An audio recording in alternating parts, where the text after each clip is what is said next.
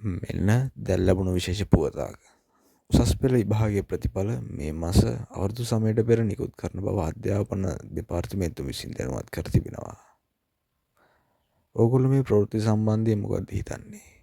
මේ පාර ගුරුවරුන්ගේ වර්ජන තිබෙන නිසා මම නම් හිතන විදිහට මේ පාර අවුරුදු වලට කලින් එක්සෑම් රිසල්ට් එක එයි කියලා. හැබැයි එක්සෑම් රිසල්ට් එක අවුරුදු වලට කලින් එන එකත් හොඳයි. එතකොට කැම්පස් යන කට්ටියට කැම්පස් යන්න පුළුවන්.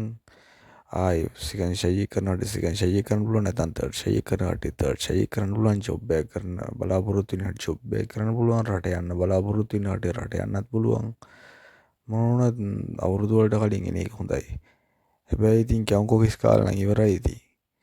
ඒත් කමන්නේ. එන එක හොඳයි කියලා මට හිතෙනවා. ඔයගොල්ලෝට මොකක්ද හිතෙන්නේ? කමෙන්ට් එකක් දාගෙන යන්න. මෙවැනි පුවත් දැන ගැනීමට හොට් නිවුස් channel එක subscribe කරන්න.